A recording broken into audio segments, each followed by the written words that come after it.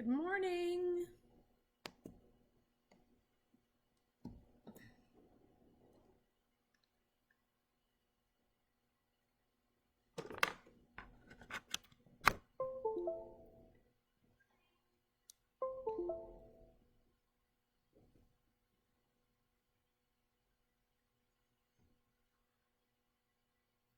Good morning, everybody.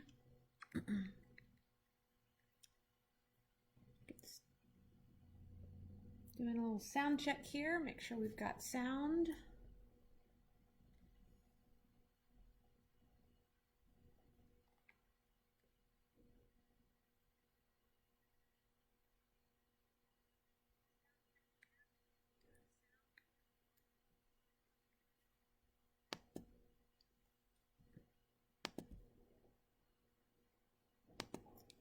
All right.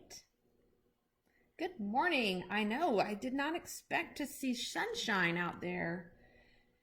I thought it was supposed to be, I expected rainy, gross, gray, and nasty here this morning. So that was fun to wake up to sunshine.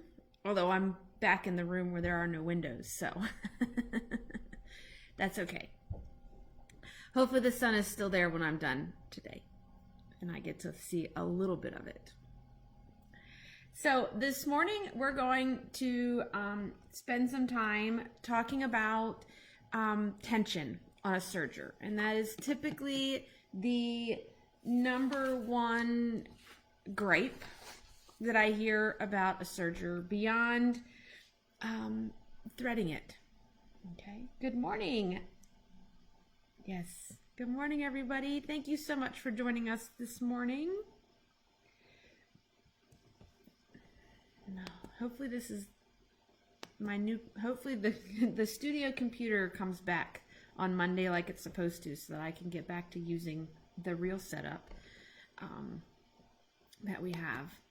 So when we're talking about a serger and tension on a serger and things like that, the ultimate goal is what we call a balanced stitch. And a balanced stitch is when you look at it, the looper threads, the upper and lower looper, meet right on the edge of the fabric. The needle threads on the front of the stitch are nice and flat. There's 2 of them if you're using a 4-thread overlock. And on the back side, you're just going to see the 1 line, and you will have just little dots of the other needle. And so the ultimate goal is that our fabric lays flat, we don't have any puckering, no loops, no nothing. Everything is perfect. Okay, and we call that a balanced stitch. And whether you're doing a 4-thread overlock, a 3-thread overlock, a flat lock, any stitch, the goal is a balanced stitch. And so you have to think of serger tension kind of as a tug of war, or a kind of like a seesaw, in terms of when we start to figure out what is happening. The thing that normally happens is that you see that there's a problem and you just start turning all the dials. That is very true, Miss Kathy. You don't want to avoid all the if you want to avoid all tension issues, let me get you a brand new L890 machine and you won't have any problems. And they are on special until the end of the month, because you know April is National Overlocker Month. Very good point. And it's shiny and it is beautiful. So tension is a tug of war. Okay, your upper looper is fighting with your lower looper, and they're pulling against each other, and that's going to affect the other players on each end of the rope, which are your needles. So you kind of have to think about that. And again, when you see an issue with your tension, you start turning all the knobs, okay? And what you need to understand is that one affects the others, okay? So when you are trying to fix tension on a serger, it is one adjustment at a time, because you turning both looper tensions, all you're doing is canceling each other out, okay? And so you need to take a deep breath, and we're going to adjust one dial at a time, and then we're going to stitch a seam. And we're going to use scrap fabric similar to the project fabric that we're going to be using, things along that lines, and we will be ready. Okay, and we'll be able to fix it without constantly cursing at our overlocker. Okay, so the first thing that we need to do is we're going to go back to elementary school, and we're going to, instead of diagramming a sentence, we're going to diagram the stitch.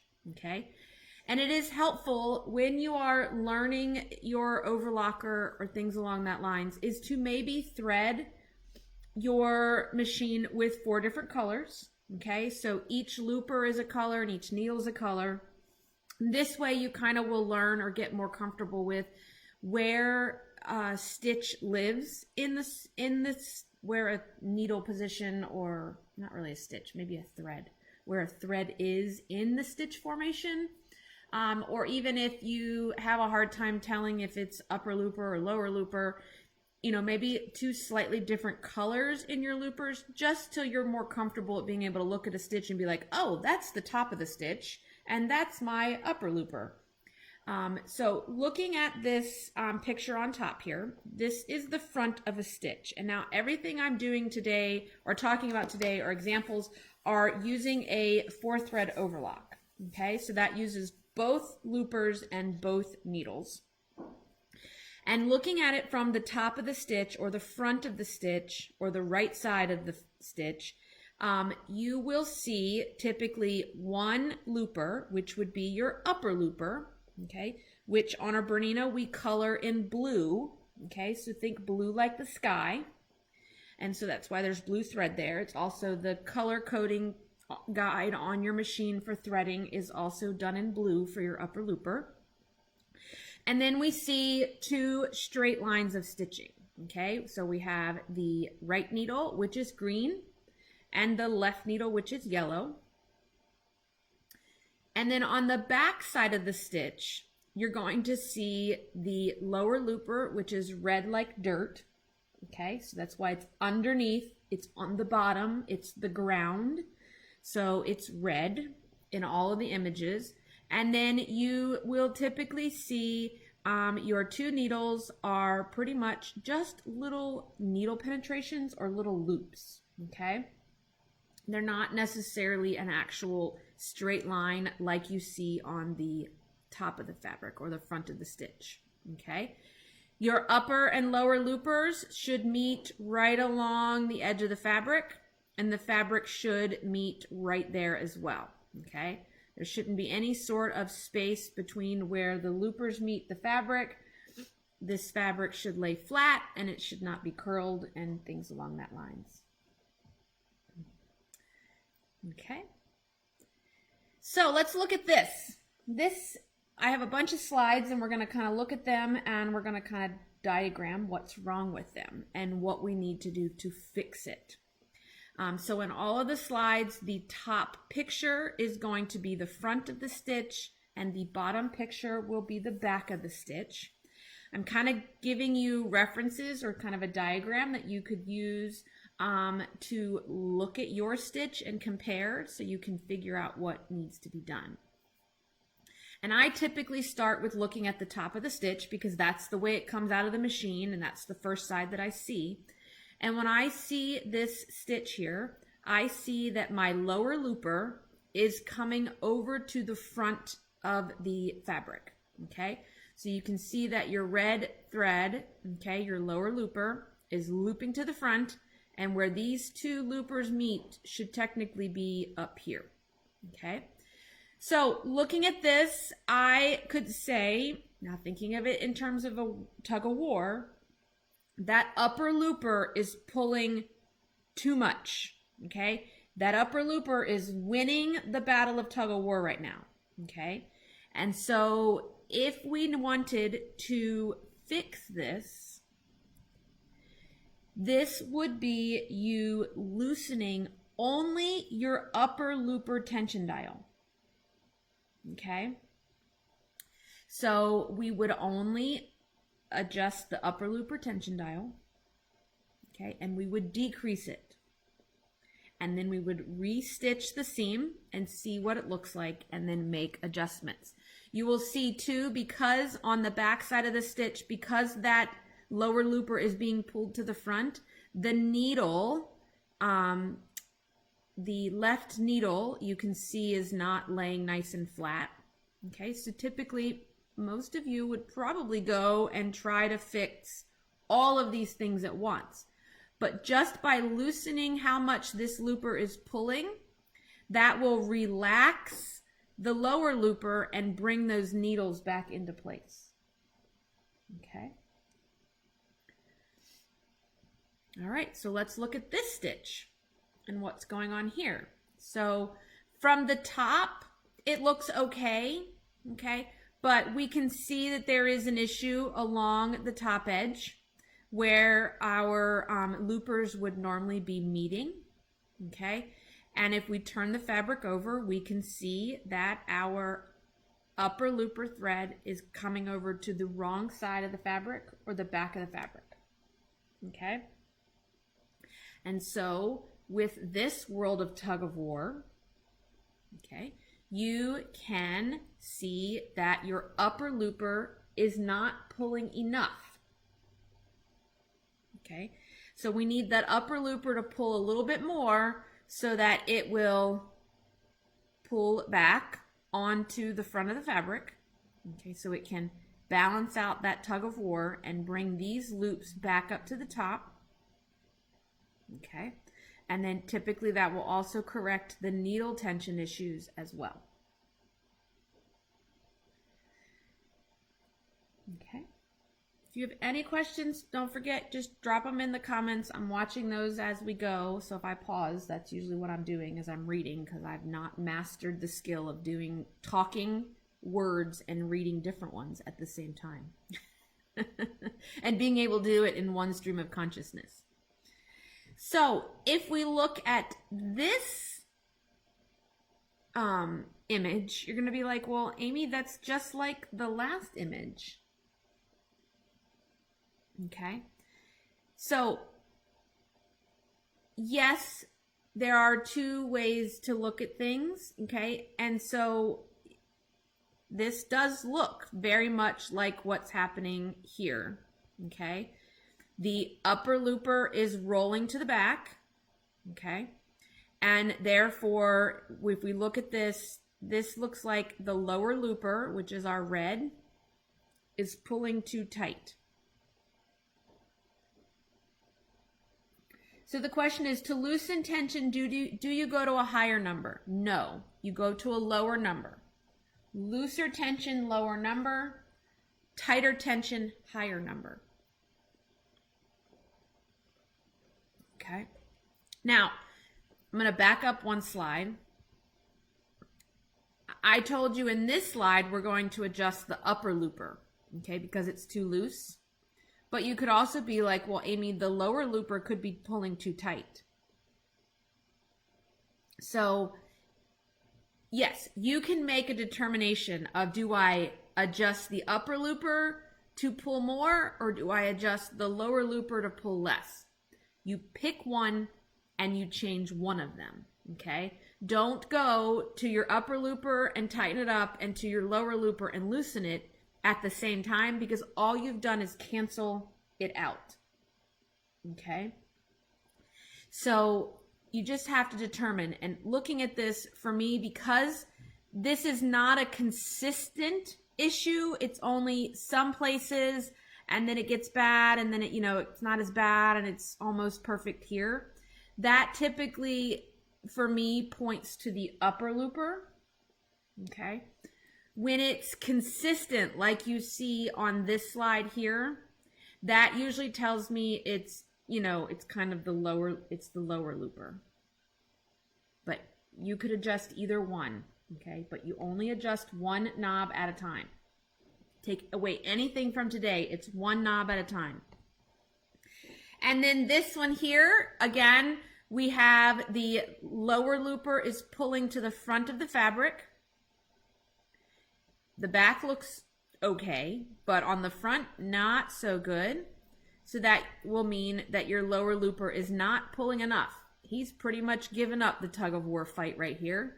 And we need him to kind of get his act together and pull a little bit harder to bring that seam up to the edge of the fabric. Okay. Make sense? Okay. Let's look at needles. Because I find, for me, most of the time, my issue is going to be looper issues.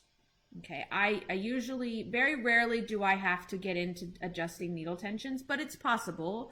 But usually my issues when I'm working with the overlock are going to be with the loopers. Those are the ones I usually have to adjust. And mostly because those are also the loopers are where I usually put more specialty threads, thicker threads, things along that lines.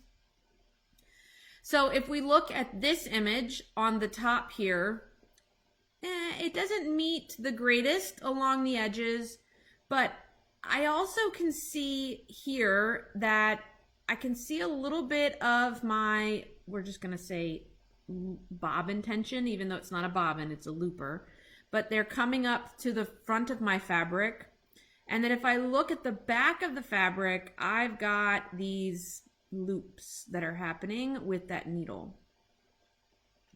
So with this particular one, we are talking about the right needle is too tight, okay? Because here, the right needle is pulling that lower looper thread to the front, which is then impacting the amount of tension that we have here to be able to get the left needle to lay flat.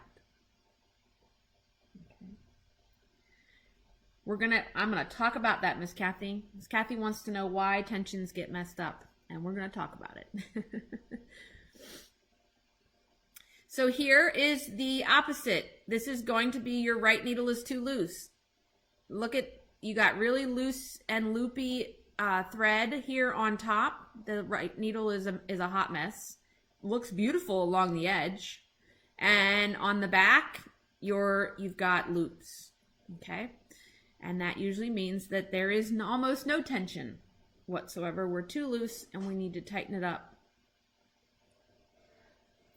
This one here is going to be your left needle is too tight. And so you can see along the bottom here, you know, the edge looks great.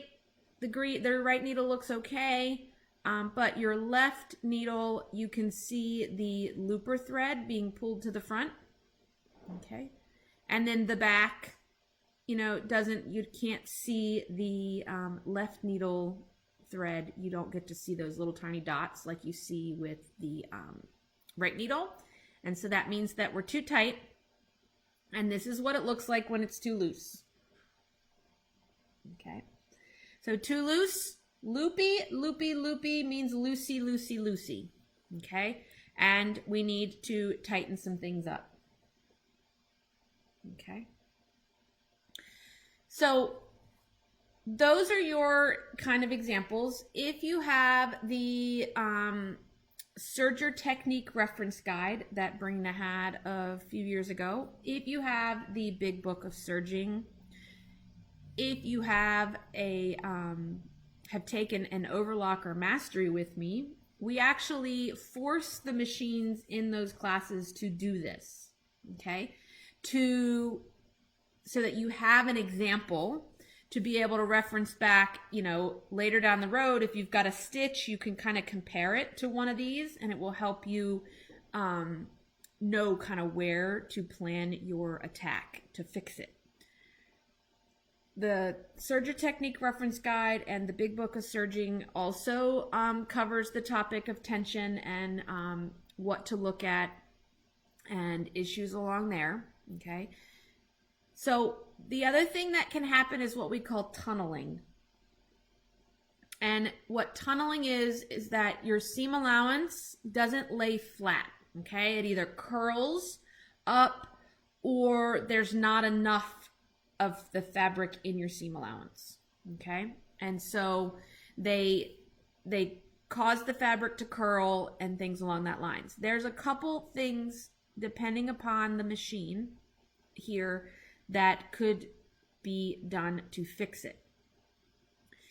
if you are a Bernina overlocker owner that has MTC, okay, so that would be the 1300 MDC, the 1150 MDA, I think were the two, because I don't think the 1200 had it, but MTC is a dial on the front of the machine, okay, that actually adjusts the stitch finger, okay. And so the stitch finger is this little green arrow is pointing out to this. And if you have a serger with MTC, don't be afraid to move that dial and watch back by the needle what moves, so you kind of have an idea. MTC is micro thread control. So it's kind of like we have the ability on those sergers to adjust stitch width. Okay? Not that it's going to make your stitch super wide or super narrow, but we have the ability to kind of spread the stitch out a little bit wider to give it a little bit more room to allow the thread and the fabric to lay flat in that. And so that will adjust the point where the loopers meet, okay, over the edge.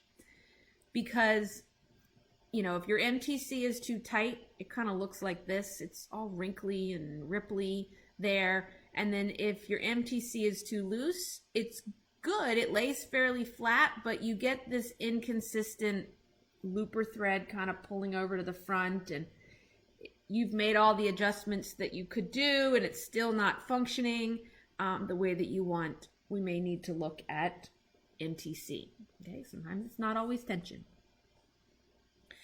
The other thing is if you have no MTC, okay, if you have a serger that doesn't have MTC, you need to, one, look at the cutting width, okay?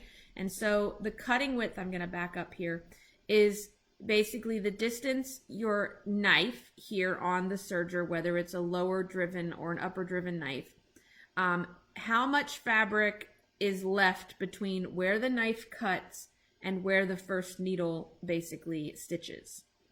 And the amount of fabric that's left, if you've got too much fabric left for what your machine is set for right then that's going to cause your fabric to curl and not lay flat in the seam.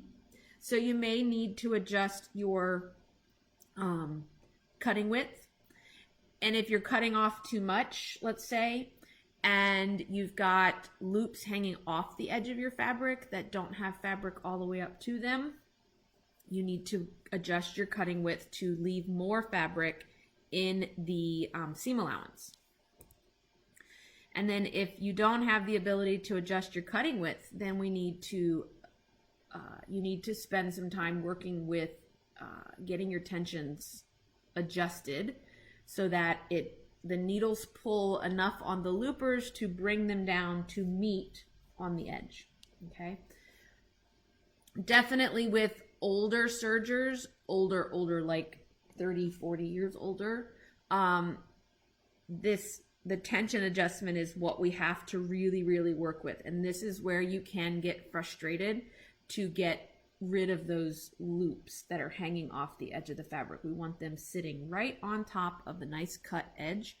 And so this can be what gets extremely frustrating. Okay, and sometimes we can't get it perfect. So let's talk about some tricks and tips and things that I can offer you to help figure it out. One, you adjust one dial at a time, period. One dial. And a lot of times, they don't need to be adjusted huge amounts, okay? One dial, maybe a quarter of a turn, or, and then we run a stitch. Don't get all crazy and go from 4 all the way to like 10.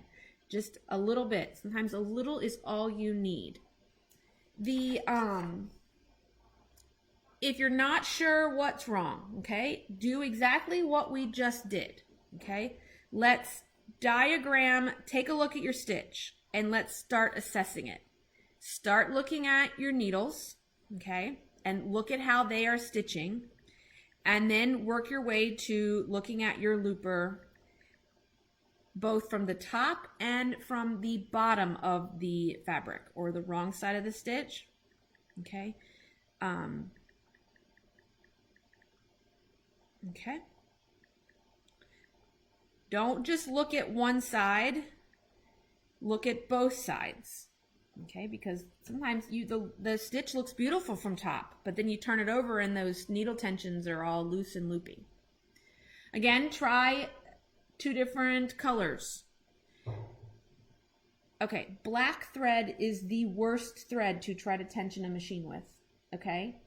And so, especially if it's different if you have black in all of the threads, in all of your needles and your loopers. If you've got black thread, you've got the machine threaded in black, red, blue, green, okay, and you're having issues with just getting the black looper or the black needle set, I would highly suggest changing the thread color, okay? Black thread, because typically black thread is over dyed, has a lot of inconsistencies in thickness and fluffiness and things along that line, so it can be a little bit more challenging with black thread, which is why as the technicians and everything, we don't do any sort of testing or tensioning bobbin cases or tensioning your machine with anything in the color black. Okay. Now, question was, Miss Kathy, I'm getting a big book of serging so I can show you. Miss Pam is asking, what size needle should you use? Is there a difference in a regular needle and a serger needle? Okay, needles. Berninas, at least current classic Berninas, okay, use a standard sewing machine needle, okay, and a standard sewing machine needle, and you never want to use a needle larger than a 90 in your serger overlocker, okay. Those anything bigger than a 90, you're going to start impacting the loopers, okay, and your stitch formation, because the needles get bigger in diameter. There is a serger needle out there, okay, and I will have to find that video of how a stitch is made. Miss Kathy, do you know where to find that video on how a serger stitch is made that they have done with Hans? If you have it, can you send me a link to it if we're allowed to share it? So you've got those 2 loopers, okay, that move opposite. So on a sewing machine, we typically only have the one looper. Let's call our bobbin hook a looper, okay? And that one usually passes towards the back of the needle, which is why on the back of the needle we have something called a scarf. It's kind of like the needle kind of is kind of cut in so that it makes room. Well, on a serger needle, there's a scarf, thank you, on both the front and the back of the needle, so that the lower looper and the upper looper can have the same kind of clearance. Oh, thank you, Miss Kathy. It tells you how much I look at that. It overwhelms me. There's so much. And so that is the difference between a regular needle and an overlocker needle. They call them JLX needles, I believe is what they are listed as. But you can use a standard sewing machine needle for your machines. My Burnett sergers,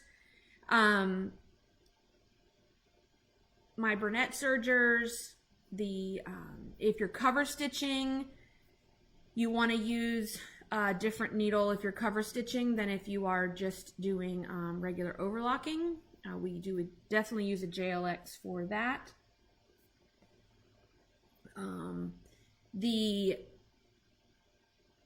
See, you guys are asking questions I was not prepared for. All these numbers off the top of my head. But yeah, Nothing bigger than a 90. I typically, for the most part, I'll use a universal overlock, a universal needle, Schmetz needle in the machine, unless I'm cover stitching, and then I do change to a cover stitch JLX needle for cover stitching, just for better stitch formation. But thank you, Miss Kathy. Yeah. So if you have questions or having issues, you may want to try an overlocker needle that we have here from Schmetz and see if that will help as well. Okay. When you are testing a stitch, okay, and you're trying to get it balanced, you really need to spend a little bit of time balancing it with the fabric that you plan to use, okay? Because it's possible that your cutting width and your MTC and your tensions could be slightly different if you're trying to overlock 2 pieces of polar fleece versus trying to overlock 2 pieces of quilting cotton. Okay, so when you are testing, you may have to make adjustments. Those machines were designed to be adjusted. Do not be afraid to turn those dials. You are allowed to, okay? And it is expected of you, okay? You need to make sure that your thread stand is pulled all the way up to the highest position, okay? Because if that thread stand is not up, you can you can throw off your tension, okay?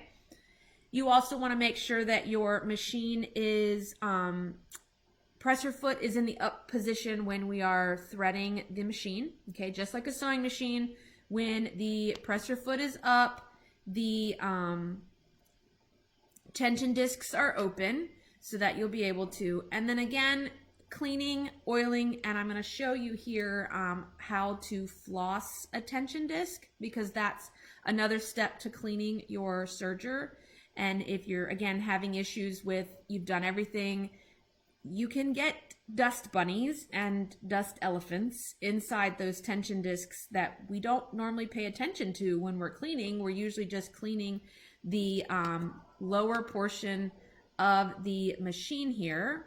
Give me 1 second. I'm gonna change cameras so that you can see this here. Okay. So here is, let me make sure, yep, it's live, it's active. Okay. Here is your typical serger, okay? It could be slide dials, they could be rolling dials here. Now, I normally, and most sergers are going to be, come to you, and we usually have 4 is set up as kind of the standard default tension, okay? And that's just a suggestion, okay? Those tensions are just suggestions as a starting point. I always start at this point with using this particular thread or whatever thread I put on. I always start my machine out at 4, and then I serge a section and I look at it. And then I start making adjustments. Now this is if I'm just doing a standard overlock. If you are doing other stitches like flat locks and things along that lines, your machines came with a chart. Let me see if I can show you. It's hard to see, but this is for an 890, but you have a chart in your book that shows you this stitch, and these are the suggested settings for that particular stitch, okay? And they're suggested. They're not required, suggested. So you start at those points that are given to you, okay? And then you work from there to fix any sort of tension problem that you're having, okay? Now, if you want to make adjustments to different, and again, you need to test that stitch with the thread that you plan. Do you need to use serger thread, or can you use any? You can use any thread. We typically use serger thread because it is designed, it's a polyester, it is low lint, and it is strong so that it can handle the high rate of stitching that an overlocker does. It can help cut down on thread buildup, dust and lint. So that's why we use serger thread. It's also fairly inexpensive in the big cones, but it's still a good quality. I like, we use Mettler Serger is what I like. I am not against, I use my Isacord. Just depends upon the look that I'm going for. You know, if I'm roll hemming, I'm going to put a woolly in or a Seriflock so that we have, I have a nice filled in edge. If I'm cover stitching, I will use my Isacord so that it matches my garment, just because I have way more Isacord and colors in my home than I do in my serger threads. My serger threads, I have a lot more neutrals because they would normally be on the inside of the fabric. And then I switch to if I'm roll hemming or top stitching or anything like that, I'll switch to a thread that I have that matches my particular garment. So flossing the tension discs, I usually use like pearl cotton, embroidery floss, anything along that lines, something a little bit thicker. And I put it in here, and just like you would floss teeth, okay? And we just kind of move back and forth to make sure that we can get any dust bunnies out of those tension discs, okay? So that is how you floss a tension disc, okay? You can do the same thing on your sewing machines. You can take these on your sewing machines to that top. You have the tension disc back where the where you thread the machine, and then you have the tension disc right as you go down, and you can do that same technique just to make sure that you don't have any dust bunnies in that tension disc, okay? Yes, the Big Book of Serging. So here, let me show you. Okay, here it is. Big Book of Serging, okay, does have a section on thread tension. The graphics that are in there are, let my camera catch up here. I'm too fast for it. The graphics that are in there are digital graphics. They're not actual thread graphics, but the coloration is just like the coloration of my graphics that I showed you on the slides, okay? And it says, if this is happening, loosen this or tighten this, okay?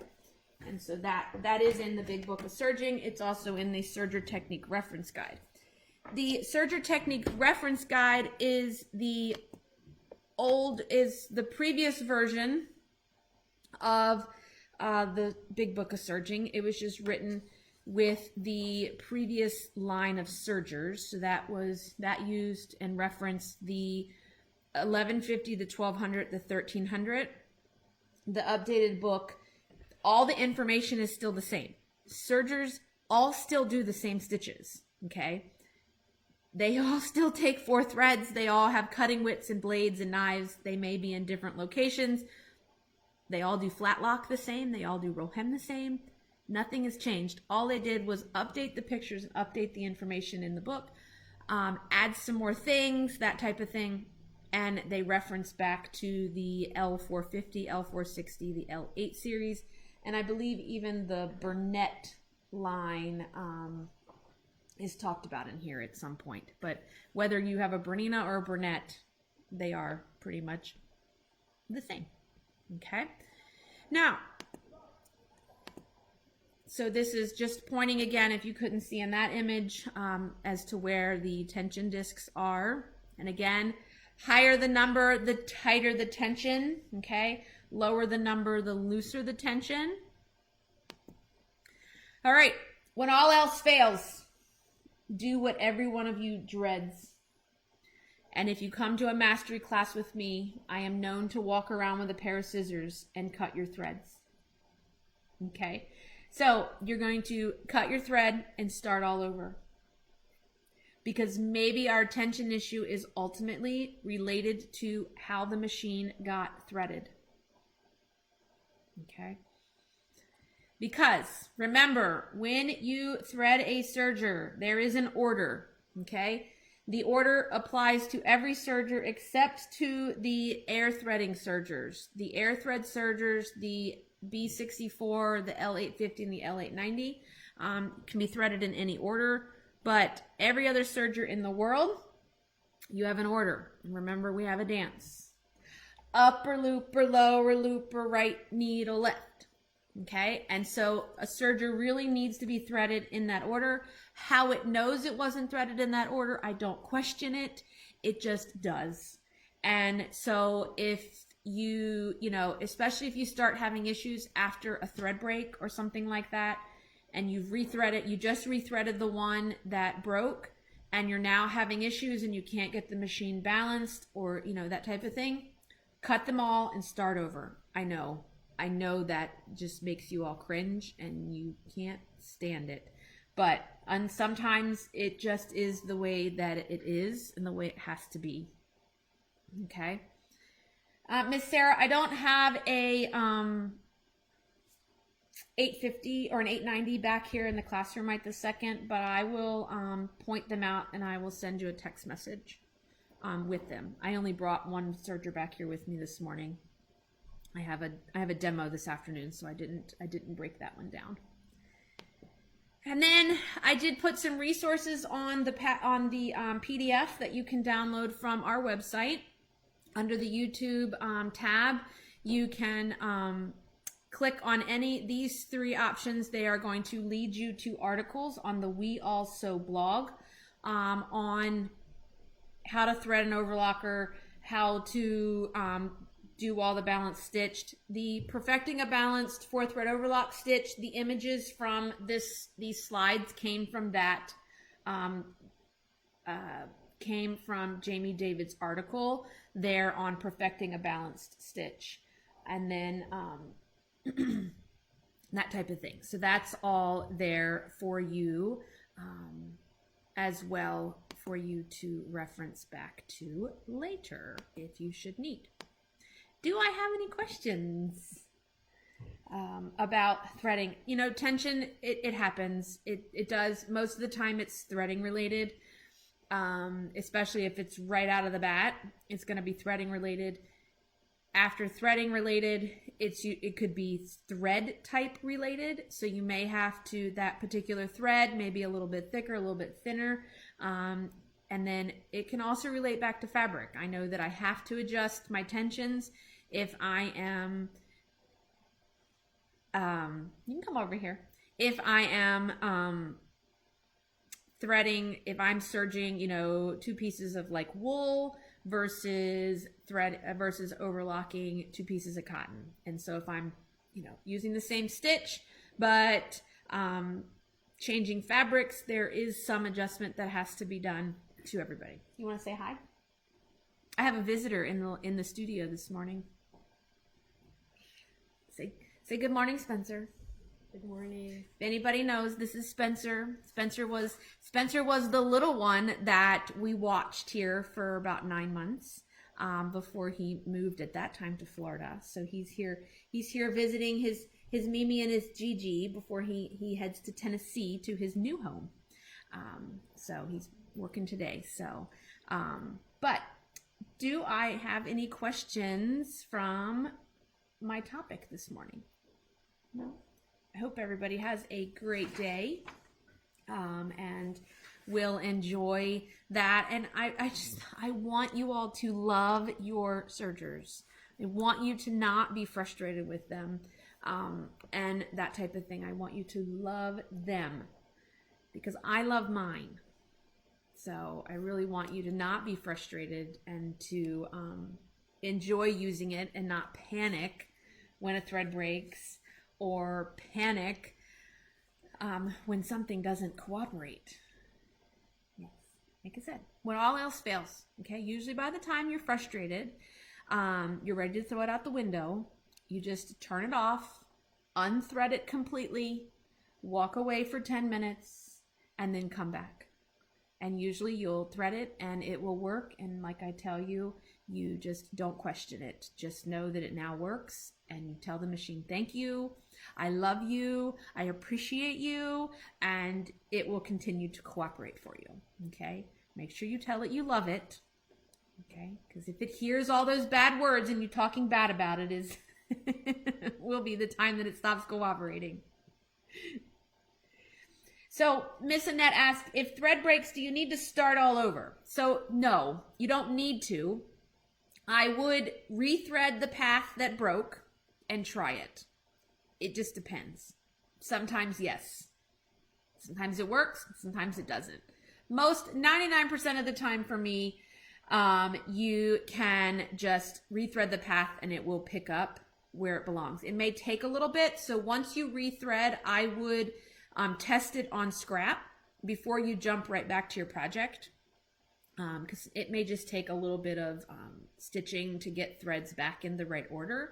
But if it doesn't, after a stitch or two, a couple of seams, and it's not cooperating, then I would thread all over. Yes, and like Miss Joanne says, when all else fails, I just come see Amy. And you can. Bring your serger, bring your threads, bring your manual, so that I can show you and we can walk through it step by step.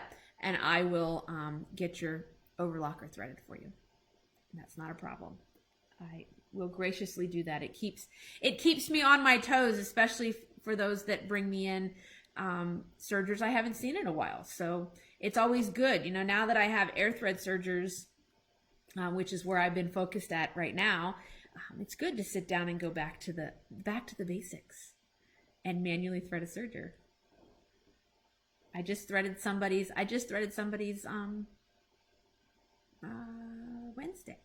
Thursday. No, what day was that? Yeah, it was Thursday. I got a serger back up and running for somebody. Well, thank you, everybody. I appreciate you joining me here this morning. I hope that you have a great weekend, and we will see you soon for another Breakfast Club. Bye, everybody.